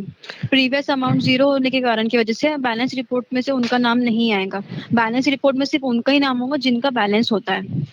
ओके, तो अगर ये मान लीजिए ये अजय मेरा वापस आए मेरे पास कुछ परचेस करने, तो वहाँ पे उनका बैलेंस है तो दिखेगा क्या, बैलेंस दिखता है क्या? हाँ जी, जैसे कि मान लीजिए मेरा अजय मेहरा का तो मैंने क्लियर किया, 0 किया है, लेकिन जो राजवीर कस्टमर है इनके ऊपर अभी भी जो 2,000 रुपए बैलेंस है, ठीक है। और अगर मैं दोबारा कहीं पे भी इनका अगर कोई भी सेल इनवॉइस करती हूँ, यहाँ पर इनकी कहीं पे भी कोई भी अगर एंट्री करती हूँ तो यहाँ पे इनका जो भी अगर मैंने अगर सिलेक्ट किया तो देखिए टोटल बैलेंस अमाउंट जो है वो शो होगा, जितना भी उनका बैलेंस है उतना। और अगर आप कस्टमर का लेजर देखना चाहते हैं तो लेजर रिपोर्ट में आपको जाना होगा, और यहाँ पर आपको कस्टमर का जो भी नाम है, जैसे मैंने आर्यन मेहरा यहाँ पे आपके लिए बनाया था एक कस्टमर, तो मैंने वो सिलेक्ट किया है। तो इस तरीके से डिटेल में आपको जो है वो पूरा वर्किंग जो है कस्टमर का वो दिखाई देगा यहाँ पे। जैसे कि सेल बिल, जीएसटी का बिल था, उसके बाद में किस तरीके से उनकी परचेसिंग हुई थी, ठीक है। उसके बाद में उनका कितना टोटल अमाउंट हुआ था और उन्होंने कितना पेमेंट आपको करके गए थे। जैसे कि 95,000 रुपीज उन्होंने पेमेंट किया था, और बैलेंस अमाउंट उस टाइम पे जो था वो 99,670 रुपीज था। लेकिन उसी टाइम पे उन्होंने एक यूआरडी भी दिया आपको, मतलब कि पुराना गोल्ड जो है आपने उनसे परचेज किया है और 27,000 रुपए जो है वो माइनस किया है। तो 72,670 रुपीज जो है वो बैलेंस यहाँ पर आपको शो हो रहा है, ठीक है। और उसके अंदर 2 बार वो वाउचर पेमेंट के थ्रू आपने जो है वो रिसीव किया है उनका पेमेंट। तो यहाँ पे आपको वाउचर नंबर भी यहाँ पे शो होगा, और उसके बाद में जैसे कि 50,000, 22,670 ये भी आपको यहाँ पे शो होगा, और अभी जो बैलेंस इन्फॉर्मेशन है वो 0 है। और एग्जैक्टली पेमेंट मेथड कौन सी यूज हुई है, जैसे कि यहाँ पर कैश और एनएफटी दोनों यूज हुआ है, ठीक है, और उस यहाँ पर कैश हुआ है तो ये आपको शो होगा। ओके। इसी तरीके से सर आप अपने यहाँ पे सेल रिपोर्ट वगैरह भी चेक कर सकते हैं, जो कि बिल वाइज और मेटल वाइज दोनों तरीके से आपको यहाँ पे जो है वो मिलती है। जैसे कि सेल रिपोर्ट यहाँ पे बिल वाइज भी आपको पता चलेंगे और मेटल वाइज भी पता चलेंगे। अगर मैं जनरेट करती हूँ तो यहाँ पर आज के डेट में जितने भी बिल है वो आपको यहाँ पे पता चलेंगे। ओके सर एक्चुअली सॉफ्टवेयर का जो वर्क जीएसटीआर रिपोर्ट होती है, जीएसटीआर पूरा। हाँ जी सर वो होती है ना, तो बताइए जरा। जीएसटीआर ओके, मंथ वाइज भी होती है और मंथ वाइज भी होती है, क्वार्टरली भी होती है सर। क्वार्टरली भी आप होती चाहे तो डायरेक्टली यहाँ पे एक्सेल में भी ट्रांसफर कर सकते हैं, अगर आप किसी को मेल करना चाहते हो तो मेल भी आप यहीं से भिजवा सकते हैं। ओके। तो कभी कभी अभी हमारे सीए है वो हमेशा जो रिपोर्ट है वो टैली फॉर्मेट में चाहिए उनको, जी तो यहाँ से डायरेक्ट टैली के लिए हो सकता है फाइल? हाँ सर, आपके जो भी यहाँ पे रिपोर्ट जो फाइनल करते हैं आप, और जो भी जीएसटी रिपोर्ट अगर आप सीए को देते हैं तो वो जो भी एक्सपोर्ट होंगे सर वो टैली फॉर्मेट में एक्सपोर्ट हो जाएंगे। ओके, तो डायरेक्ट उनको सेंड कर सकते हैं। ठीक है। जी हाँ सर। और इसके अलावा फिर अलग फीचर्स क्या है इसमें? सर मैं शॉर्ट में आपको बता देती हूँ कि एग्जैक्टली कौन कौन सी एंट्रीज होंगी। मैंने डिटेल तो आपको कम्प्लीटली सारी चीजें बता दिया है। सर यहाँ पर एक चीज छूट जाएगी, अप्रूवल प्रोसेस। अप्रूवल प्रोसेस क्या होता है, अगर आपके आसपास कोई शॉप है और अगर वो आपसे कुछ भी आइटम लेके जा रहे हैं लेकिन वो परचेज करने के लिए ले जा रहे हैं या तो फिर अपने कस्टमर को या फिर शॉप में रखने के लिए ले जा रहे हैं, तो आप यहाँ पर जो है वो अप्रूवल दे सकते हैं उन्हें, मतलब अप्रूवल प्रोसेस करवा सकते हैं कि इस कस्टमर के पास में या फिर इस शॉप के पास में मेरा इतना गोल्ड जो है वो मैंने प्रोसेस में रखा है करके। ओके। और यहाँ पर आपको अप्रूवल लिस्ट में वो उसके रिकॉर्ड भी मिलते हैं। ओके। और वैसे ही अगर मैं उधर से लाता हूँ तो? अगर आप लेके आते हैं सर, हाँ। तो आप डायरेक्टली यहाँ पे मतलब कि यहाँ पे अप्रूवल में एंट्री तो नहीं करेंगे आप, क्योंकि जब अप्रूवल में वही एंट्री होंगी जो आपके शॉप से जाएगा। लेकिन अगर आप किसी से कोई भी चीजें लेके आते हैं तो यहाँ पर आप वॉचर में जाके परचेज करेंगे।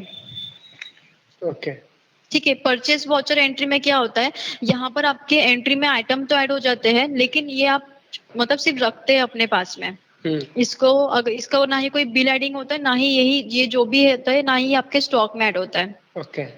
ये आपके पास एक वॉचर एंट्री में आपको कितना रिसीव हुआ है वो शो होता है। ओके, जब मैं उसको सेल कर दूंगा या फिर हाँ कर जी, दूंगा तो बाद में उसको परचेज कर सकता हाँ जी। और यहाँ पर कैसे होता है, परचेज वॉचर नंबर भी ऐड मतलब कि ऐड हो जाता है। अगर वही चीज अगर आप परचेज कर लेते हैं तो वो जहाँ से भी आप परचेसिंग कर रहे हैं तो उस बिल के नीचे परचेज प्रीवियस परचेज अगर आपने जो भी कस्टमर यहाँ पे ऐड किया होगा या फिर जो भी शॉप का नाम ऐड किया होगा और अगर उसी शॉप से अगर आप बिल बनाते हैं तो नीचे में एक ऑप्शन आएगा कि आपका यहाँ पे परचेज वॉचर एंट्री जो था वो प्रीवियसली था, और अगर आप वो सिलेक्ट कर लेते तो जितने भी आइटम आपके वहां पर अवेलेबल होंगे, या फिर मान लीजिए जितना भी वेट आपने लेके किया, जैसे कि अगर 20 ग्राम का है तो 20 ग्राम की एंट्री जो है वो प्रीवियसली वहां पर शो हो जाएंगे। ओके, ठीक है ना यास्मीन जी। अभी आपने बताया व्हाट्सएप है, इसमें व्हाट्सएप के साथ अगर हमारे यहाँ पे तो ज्यादा लोग व्हाट्सएप यूजर नहीं है, कोई कोई पुराने कस्टमर है जिनको व्हाट्सएप समझता भी नहीं है, तो एसएमएस की फैसिलिटीज है इसमें?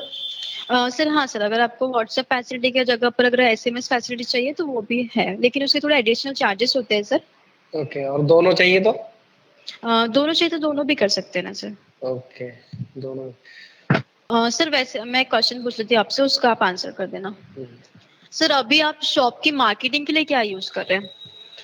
अभी तो फिलहाल कुछ नहीं है, जैसे मैं ऑलरेडी एक सॉफ्टवेयर यूज करता हूँ तो उसमें से एसएमएस जाते हैं तो मैं एसएमएस से सेंड होते हैं इसमें से, बाकी तो कुछ नहीं होता है। और सर कुछ कस्टमर को कुछ ऑफर वगैरह देते हैं आप मेकिंग पे या फिर कोई भी अमाउंट पे?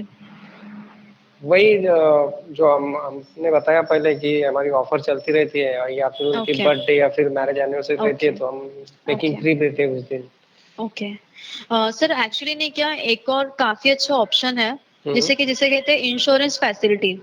इंश्योरेंस? जहाँ हाँ जी, अभी आप जो भी ऑफर देते हैं, जैसे कि मान लीजिए अगर क्लाइंट कोई भी चीजें परचेज करता है, परचेज करने पे से वो आपसे एक चीज जरूर मांगता है, वो मांगता है डिस्काउंट, कि आप प्लीज मुझे कुछ ना कुछ डिस्काउंट दीजिए करके। आप उन्हें डिस्काउंट ना देते हुए आप अगर उनको इंश्योरेंस फैसिलिटी देते हैं ठीक है। तो इससे आपकी एक शॉप की एक नई पहचान भी बनती है। आप मार्केटिंग कर सकते हैं कि आप जो कस्टमर को इंश्योरेंस प्रोवाइड करते हैं, जैसे कि मान लीजिए अगर हम कुछ भी मोबाइल फ़ोन परचेज़ करते हैं या फिर कोई व्हीकल परचेज़ करते हैं, उसका भी हमें जो है वो इंश्योरेंस मिलता है। भले वो हम उसके ऊपर डिस्काउंट तो माँगते ही नहीं है, क्योंकि उसके ऊपर डिस्काउंट हमें रिसीव होता भी नहीं है। लेकिन वो लोग हमें एक चीज़ के लिए ज़रूर ऑफ़र करते हैं, वो होता है इंश्योरेंस के लिए, क्योंकि वो एक सेफ्टी होता है। सेफ्टी के लिए भी यूज़ होता है। और सेकंड चीज़ सर क्या होता है, अगर आपको जैसे कि मान लीजिए अगर आपके यहाँ पे कोई भी आप सेल कर रहे हैं और अगर आप उनको डिस्काउंट देते हैं, तो मैक्स टू मैक्स आप उतना प्रॉफिट में नहीं जाते हैं। क्योंकि डिस्काउंट तो कस्टमर लेगा लेकिन वो चले जाएगा। आपका उससे क्या होगा, वो अगर डिस्काउंट लिया है तो वो किसी एक कस्टमर को बताएगा या फिर 2 कस्टमर को बताएगा कि मुझे यहाँ पे डिस्काउंट रिसीव हुआ है।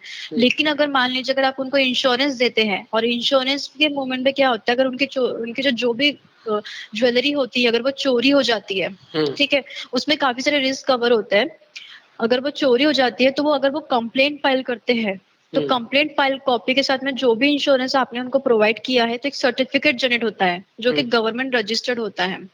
तो वो सर्टिफिकेट जो है, उस सर्टिफिकेट पे एक हेल्पलाइन नंबर, मेल आईडी और कुछ कॉन्टेक्ट होती है, डिटेल्स होती है।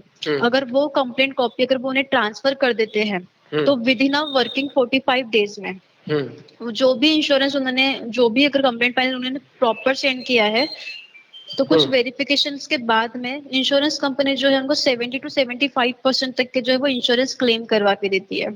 अच्छा। ठीक है, जो कि काफी ज्यादा हेल्पफुल होता है। और अगर कस्टमर को अगर इंश्योरेंस क्लेम मिल रहा है, मतलब कि नेक्स्ट टाइम वो आपके पास से लेगा, क्योंकि ज्वेलरी ऐसी चीज है अगर चोरी हो भी जाती है तो वो हमें मिलेंगी नहीं मिलेंगी कोई आइडिया नहीं होता है। लेकिन अगर आपने एक इंश्योरेंस दे दिया तो उन्हें कहीं ना कहीं से कुछ तो रिफंड आता है। ऐसे बहुत सारे कस्टमर होते हैं कि अगर कुछ चोरी हो जाए या फिर कुछ हो जाए तो वो 50% में अगर उनको इंश्योरेंस मिलता है तो वो बहुत हैप्पी हो जाएंगे कि एग्जैक्टली जो चीज के लिए मुझे उम्मीद थी नहीं, फिर भी मुझे कुछ ना कुछ तो रीबैक वहां से मिला है और उसके लिए आपने उनको हेल्प किया है। तो वो मैक्स टू मैक्स कस्टमर को जो है वो गाइड करेंगे कि आप इन्हीं के पास से जो है वो ज्वेलरी परचेज कीजिए, क्योंकि ये इंश्योरेंस प्रोवाइड करते हैं। तो और आप इसमें चाहे तो इश्यू नहीं होगा, कस्टमर मेरे पास आएंगे कि आपने इंश्योरेंस दिया है, ऐसा कुछ नहीं हो सकता? सर इंश्योरेंस तो जैसे कि अगर आप डिस्काउंट दे रहे तो इंश्योरेंस भी वैसे आप फ्री दे रहे हैं ना। हाँ। अगर इशू तब होगा जब इंश्योरेंस आप सेल करेंगे। अगर आप इंश्योरेंस के थोड़े चार्जेस अगर एक्स्ट्रा लेते भी है, ठीक है, तो प्रॉपर आपको इन्फॉर्मेशन रख के उनको एक्सप्लेन करना पड़ेगा। और वहां पे क्या होता है, जो भी सारी चीजें होती है इंश्योरेंस के लिए, तो कुछ गाइडलाइंस होती है जो कि आप अपने काउंटर के पास जो है वो प्रिंट करवा के रख सकते हैं कि इंश्योरेंस आप दे तो रहे, लेकिन जो भी लुकआउट रहेगा वो आप बाहर जो भी कंपनी गवर्नमेंट रजिस्टर्ड जो भी कंपनी से आपको इंश्योरेंस दिया जा रहा है या फिर सर्टिफिकेट दिया जा रहा है, तो आप उनसे लुकआउट करो मतलब करोगे करके। ओके। तो इसका इंश्योरेंस क्या इसमें डायरेक्ट इंटीग्रेट है क्या, इसका उसका कितना अलग से है क्या चार्जेस? सर उसके जो चार्जेस होते हैं वो अलग से होते हैं। ओके। तो वो भी हाँ हो जी, जाएगा इंश्योरेंस? वो भी हो जाएगा। अच्छा।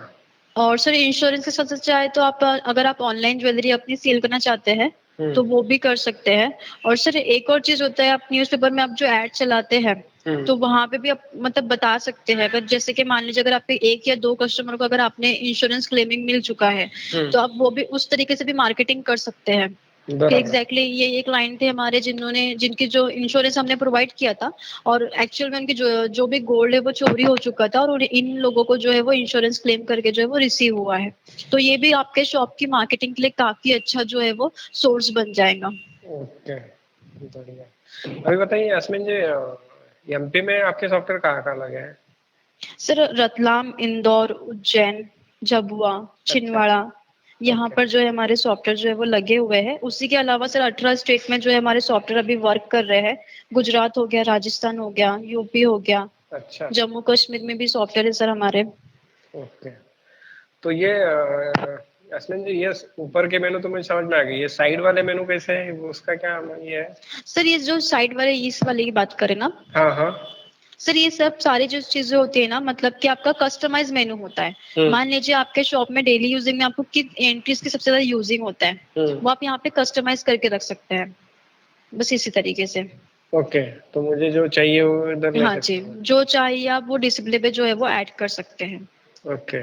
ताकि आपको जितनी एंट्रीज की जरूरत है वही चीजें आपको आपके आंखों के साथ, मतलब कि आप जैसे सॉफ्टवेयर ऑन करते हैं हाँ। और आपका, क्योंकि सॉफ्टवेयर का वर्किंग कैसे सर, थोड़ा फास्टली होना चाहिए। आप हम्म जो एंट्री कर रहे हो, अगर आप डेली, जैसे कि मान लीजिए अगर आपका रिटेल बिल बहुत होता होगा या हम्म फिर वाउचर अगर आप बहुत रेडी करते हैं, तो उस मोमेंट पे आप वो एंट्री यहाँ पे जो है वो कस्टमाइज मेनू करके रख सकते हैं। ओके। तो दूसरा एक चीज थी जी हर सेल बिल बनाते टाइम अपन रेट डालते हैं, तो मैं चाहता हूँ कि डेली सुबह आके मैं आज का रेट डाल दूँ, तो जी। वो रेट सेट कर सकते हैं क्या डायरेक्ट? हाँ जी सर, आप रेट भी सेट कर सकते हैं। रुपीज का साइन आपको दिखाई दे रहा है सर गोल्ड में, हाँ। गोल्ड कॉइन में। इसके ऊपर आप इस पे अगर आप सिलेक्ट करते हैं तो यहाँ आपको कैरेट का ऑप्शन आता है। जैसे कि मान लीजिए 22 कैरेट मैंने सिलेक्ट किया और मैंने आज का रेट डाल दिया है 5100 रुपीज। हम्म ठीक है, ये मेरा सेल रेट है, लेकिन जो पुराने गोल्ड का रेट है वो मैंने डाल दिया 4800 रुपए। हम्म ये सेव किया। उसके बाद में 24 कैरेट, ओके। इस तरीके से चाहे तो आप सेट तो कर ये सकते हैं। डायरेक्ट सेट हो जाएंगे है ना? हाँ जी, अगर मैं यहाँ पे सेल इनवॉइस में जाती हूँ हम्म और अगर मैं यहाँ पर आइटम डाल देती हूँ चेन, हम्म सिलेक्ट एंटर, ये और क्या मैंने था? यहाँ पे हाँ। सर ये इसलिए आया था क्योंकि मैंने जो स्टॉक है फिजिकली वो ऐड नहीं किया था। अच्छा ठीक है, ये पॉपअप तब आता है जब आपके पास कोई फिजिकल आइटम जो है वो ऐड नहीं है, जो मतलब भी आपने चेन ऐड नहीं है करना। मेरे पास, हाँ हाँ चेन जी, नहीं है मेरे पास, ओके। चेन नहीं है लेकिन आप फिर भी सेल करना चाहते हैं, तो अभी आपके पास समय नहीं है कि आप स्टॉक ऐड करें, बट वो ऑप्शन इसलिए जो भी आपने ओपनिंग ऐड किया होगा ना, तो ओपनिंग में से जो भी आपने यहाँ पे वेट डालेंगे उतना वेट जो है वो माइनस हो जाएगा। ओके तो सर देखिए मैंने 22 कैरेट यहाँ पे सिलेक्ट किया है, तो 5100 रुपए जो है ऑटोमेटिकली रेट जो है वो आ चुका है। ओके। दूसरा यहाँ पे आपने बताया कि बारकोड और क्यूआर कोड भी होता है ना? हाँ जी। और अगर वेट मशीन है तो उससे कुछ होता है क्या, वेट मशीन से sir direct? Weight, actually sir weight machine भी इंटीग्रेट होती है हम्म जी, लेकिन सर थोड़े उसके टर्म्स एंड कंडीशंस होते हैं, हम्म तो पहले चेक करना पड़ेगा एग्जैक्टली आपके पास कौन सी वेट मशीन अवेलेबल है। उसके बाद जो है वो कनेक्टिविटी हम लोग आपको करवा के देते हैं। ओके। तो हो जाता ना वो? हाँ जी सर होता है। ओके। और यहाँ पे सर आपको कंप्लीटली स्टॉक रिपोर्ट देखने के लिए मिलती है, जैसे कि पीवर, इम्पीवर, हम्म डे समरी भी आपको बहुत हेल्प करती है सर स्टॉक के लिए। और इसके बाद में जैसे कि जो भी बारकोड वाइज अगर आपको स्टॉक चेक करना है तो बारकोड वाइज भी आप सिल्वर गोल्ड जो भी है वो चेक कर सकते हैं by forgetting. Sir imitation gold silver के अलावा जो आप यहाँ पे वर्किंग कर सकते हैं वो होता है इमिटेशन, मतलब 1 ग्राम इमिटेशन ज्वेलरी, हम्म डायमंड, प्लैटिनम और स्टोन। अगर ओके। आप इन चीजों में भी अगर वर्किंग करते हैं तो ये चीजें भी सेम वर्क करती है, जैसे मैंने आपको सेल का बताया रिटेल का, तो सेम उसी तरीके से यहाँ पे भी सेम ही वर्किंग तो होता है। सबका सबका इनवॉइसिंग अलग होगा और सबका रिपोर्ट भी अलग है? सबका इनवॉइसिंग भी अलग होगा और सबका रिपोर्ट भी अलग होगा ओके। जी। और सर सप्लायर में जैसे कि मैंने तो आपको बताया कि परचेज बिल कैसे होता है, हम्म लेकिन अगर मान लीजिए सप्लायर में एक और चीज है यूआरडी परचेज। कोई क्लाइंट आपके पास आया है, उन्होंने डायरेक्टली तो आपको मतलब कुछ वो परचेज करके नहीं जा रहा, लेकिन सिर्फ वो कुछ आपको बेच के जा रहा है हम्म पुराना गोल्ड, तो हम्म वो आप यहाँ पे यूआरडी परचेज कर सकते हैं। और अगर आपके पास बहुत सारा कुछ गोल्ड जमा हो चुका है यूआरडी में, तो आप अगर कुछ जिसमें जो होता है ना, कुछ कुछ आइटम अच्छे होते हैं और अगर आपको डायरेक्टली वो स्टॉक में ट्रांसफर करना है तो आप उसको सिलेक्ट करके स्टॉक भी ट्रांसफर कर सकते हो। अगर आपको ट्रांसफर करना है रिफाइन के लिए तो हम्म रिफाइन के लिए भी आप यहाँ पे ट्रांसफर, मतलब कि कहने का मतलब ये है कि रिफाइनरी जो मैनेजमेंट है वो भी प्रॉपर आप यहाँ से जो है वो मैनेज कर सकते हैं। ओके। और यहाँ पे भी आपको हर चीज की इंडिविजुअल रिपोर्ट मिलती है, metal to amount, amount to metal, जो भी आपका वर्किंग हो सप्लायर के साथ में लेन देन के लिए, वो भी आप यहाँ पे जो है वो मैनेज कर सकते हैं। ओके। और चीज है, हाँ। एक्चुअली हमारे सॉफ्टवेयर का मोबाइल एप्लीकेशन भी है जो कि रिटेल सेल बिल के लिए वर्क करता है, जीएसटी एस्टीमेट कैलकुलेशन के लिए वर्क करता है। अच्छा, मोबाइल ऐप भी है क्या? हाँ जी सर, जैसे कि क्या होता है बहुत बार हमारे काउंटर पे काफी क्राउड हो जाता है, जो हमारे पास कस्टमर आते हैं भले ही वो आइटम को चूज करने के लिए 2 घंटे लगाए, लेकिन उनको जो सेल बिलिंग चाहिए वो काफी फास्ट चाहिए होती है। तो इसी मोमेंट पे आप जो भी आपके यहाँ पे सेल्स पर्सन काम करते होंगे या फिर हम्म कोई भी काउंटर पे जो भी आपके लिए हेल्प के लिए अवेलेबल होते होंगे शॉप में, हम्म आप उनके फोन में या फिर टैब में ये मोबाइल एप्लीकेशन जो है वो इंस्टॉल करवा सकते हैं, जो कि सेम वाईफाई में वर्क करता है। ओके। और तो यहाँ फिर पे आप वो यूजर क्रिएट करने की जरूरत ही नहीं रहेगी फिर, अगर मोबाइल ऐप है तो? हाँ सर, अगर मोबाइल ऐप है तो फिर उसकी जरूरत ही नहीं रहेगी। ओके। और ये आपके मोबाइल आईपी से कनेक्ट होता है, मतलब सॉफ्टवेयर का जो भी एक आईपी जनरेट होता है उससे आपके मोबाइल फोन्स या फिर टैब में कनेक्शन होता है, जिससे आप यहाँ पे सेल बिल, जीएसटी का हो या फिर एस्टिमेट, अगर आप किसी को कोटेशन देना चाहते हैं तो वो आप अपने फोन से जो है वो वर्किंग कर सकते हैं। और अगर आपके यहाँ पे कोई क्लाइंट आते हैं, अगर वो कोई ज्वेलरी देख रहे हैं और उनको ज्वेलरी पसंद आती है, आपने अगर उनका टैगिंग करके रखा है, बारकोड लगा के रखा है, और अगर आप वो आपसे पूछ रहे हैं कि मेरा जीएसटी में कितना बनेगा, ये कितने का बिल हो जाएगा पूरा कंप्लीटली, तो आप क्या कर सकते हैं, जो भी मोबाइल फोन या टैब है, बारकोड डायरेक्टली वहां से स्कैन कर लेंगे, आइटम की जो भी इन्फॉर्मेशन है वो ऑटोमेटिकली आ जाएंगे, और जीएसटी में वो एग्जैक्टली उनका बिल कितने में जाएगा, वो टोटल टैक्स के साथ में वो भी कैलकुलेशन जो है वहां पर आपको शो हो जाता है। अच्छा, हाँ जी। तो मोबाइल से स्टॉक भी मैं डाल सकता हूँ उसमें अंदर? सॉरी सर, एक्चुअली स्टॉक जो है वो ऐड नहीं होता है मोबाइल फोन से। स्टॉक ऐड नहीं होगा, फिर सिर्फ बिल बना पाऊंगा? सिर्फ सेल बिलिंग के लिए हेल्प करता है, कैलकुलेशन के लिए हेल्प करता है सर। ओके, लेकिन मैं मोबाइल से जो ये होगा, सेल होगा जी, वो तो रन टाइम पे इधर ये हो जाएगा ना? हाँ जी सर, रन टाइम पे अपडेट लेगा। और मोबाइल में से जो सेल होगा उसका रिपोर्ट भी इसमें ही आएगा पूरा? हाँ जी, सारी चीजें आपके सिस्टम पे ही आएंगी। ओके, तो वो कुछ अलग से ये होता है कि उसमें, मतलब ये मोबाइल से सेल हुआ है या इससे? नहीं सर, वो तो आपका सेलिंग आपको प्रॉपर शो होगा वहां पर ही, ओके रिपोर्ट में। ओके, तो तो सर ठीक है। ये मेरा कंप्लीटली सॉफ्टवेयर है, अगर आपके कोई क्वेश्चन होंगे आपके वर्किंग के हिसाब से तो आप मुझे पूछ सकते हैं, मैं आपको आंसर कर सकते हैं। नहीं, ज्यादातर तो सब कवर हो ही रहा है, हाँ जी। इसमें कोई इश्यू नहीं है।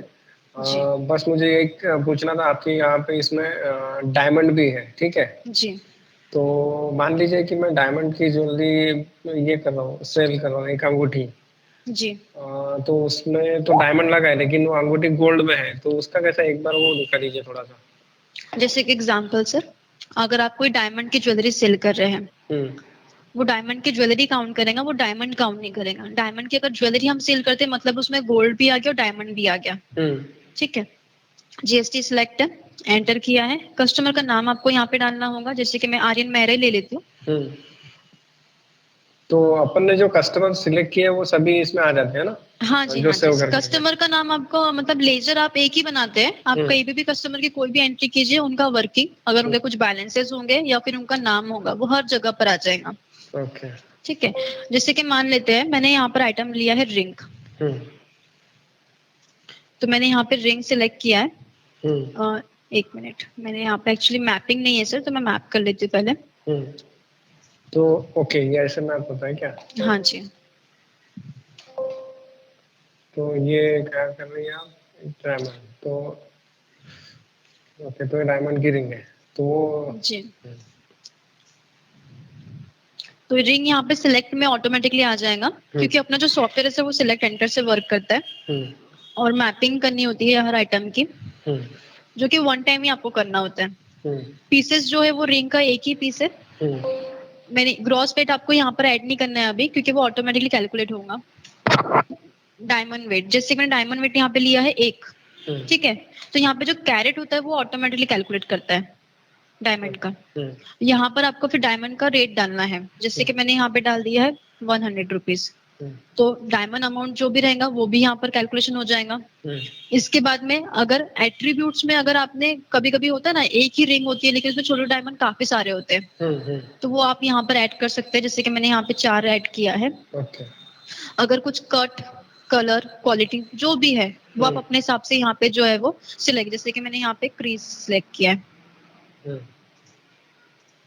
ठीक है, क्रीज, कलर मैंने यहाँ पे सिलेक्ट किया येलो,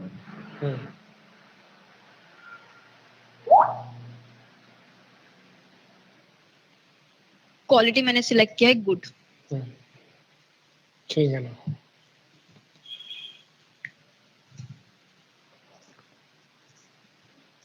इस हिसाब से सिलेक्ट कर सकते हैं। अभी जैसे कि आप कह रहे थे कि डायमंड की ज्वेलरी आप सेल कर रहे हो, तो एग्जैक्टली आप जो भी गोल्ड है उसकी एडिंग कैसे करेंगे, तो यहाँ पे देखिए जैसे मेरे एट्रीब्यूट्स हो चुके हैं, तो यहाँ पर जो फॉर्म है गोल्ड अमाउंट जब आता है, जी अमाउंट मतलब के गोल्ड अमाउंट, तो ये यहाँ पर ये ओपन होता है जहां पर आप जो भी गोल्ड आप सेल कर रहे हैं, मतलब यहाँ पे जो भी गोल्ड ऐड होगा उसका एचओडी नंबर है तो वो आप ऐड कर सकते हैं, कौन सी प्यूरिटी का गोल्ड आप यूज किए हैं, वो आप यहाँ पे प्योरिटी सिलेक्ट कर सकते हैं। गोल्ड का वेट कितना है, जैसे कि मैंने यहाँ पे 9 ग्राम ऐड किया है। लेस वेट है तो लेस वेट भी ऐड कर सकते हैं। रेट, गोल्ड का रेट आपने कितना लगाया, तो आपको पता ही होगा कि जब भी मैंने आपको 22 कैरेट में 5100 रुपए जो है वो रेट जो है वो ऐड किया है। ठीक है, तो यहाँ पे 5100 रुपए जो है वो ऑटोमेटिकली कैलकुलेट हुआ है। इसके बाद में कोई मेकिंग अगर ऐड हुई है गोल्ड के लिए, तो मेकिंग भी आप यहाँ पे जो है वो ऐड कर सकते हैं।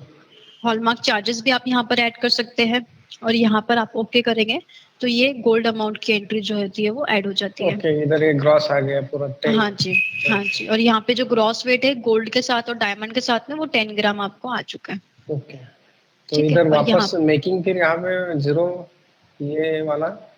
सर ये मेकिंग जो था वो गोल्ड का था। ओके, ठीक है, लेकिन आपने रिंग को बनाने के लिए, रिंग डायमंड और गोल्ड के रिंग को बनाने के लिए अगर कोई मेकिंग दिया होगा जो कि तो आप इसका भी अलग से लगा सकते हैं। अलग से भी आप यहाँ पे लगा सकते हैं। ओके, और यहाँ पर उसी तरीके से आइटम की एंट्री जो है वो ऐड होती है। रिमार्क और बकेट यहाँ पे भी आप मैनेज कर सकते हैं। कुछ अमाउंट पेड करना है तो आप अमाउंट जो भी जितना भी पेमेंट हो रहा है वो पेड यहाँ पर आप ऐड कर सकते हैं। और यहाँ पर आपका जो बिल होता है वो सेव होता है डायमंड का। ठीक है ना यास्मीन जी, अच्छा लगा जी मुझे। सर, मुझे एक बात बताइए, अभी अगर इसको इंस्टॉलेशन करना है तो क्या आपका एग्जीक्यूटिव आएंगे यहाँ पे कैसे? सर एग्जीक्यूटिव्स तो हमारे विजिट करते ही है। ठीक है, लेकिन अभी जो इंस्टॉलेशन स्टार्ट है सर वो ऑनलाइन इंस्टॉलेशन स्टार्ट है। तो अगर अभी ही आपको इंस्टॉलेशन चाहिए तो आपको ऑनलाइन करना होगा। अगर आपको थोड़ा टाइम पीरियड के बाद अगर इंस्टॉलेशन चाहिए तो मैं एग्जीक्यूटिव जो भी है आपको अवेलेबल करवा के दे सकती हूँ। ओके, देखिए यास्मीन जी, मेन चीज़ ऐसे है कि अभी तो मैं करंटली सॉफ्टवेयर यूज़ करता हूँ, लेकिन उसमें एस्टिमेट और जीएसटी सेपरेट है। और जैसा व्हाट्सएप पे एडवांस फीचर्स, इंश्योरेंस, व्हाट्सएप ये नहीं है उसमें। तो आगे चल के मुझे तो अच्छा लगा, लेकिन सर्विस की कोई दिक्कत नहीं जानी चाहिए। सर एक्चुअली आपके लिए हमारे यहाँ पे 2 डिपार्टमेंट काम करते हैं। एक होता है सर्विस डिपार्टमेंट और एक होता है training department. Training department completely आपका वर्क सेटअप के लिए और आपके सॉफ्टवेयर को सिखाने के लिए आपको हेल्प करेगा, और जो सर्विस डिपार्टमेंट होता है वो कम्प्लीटली आपके वर्क को अपडेट करने के लिए हेल्प करेगा। तो सर डोंट वरी, सर्विस के लिए कोई इशू नहीं आएगा। ओके, तो ठीक है ना, कोई। Thank you sir.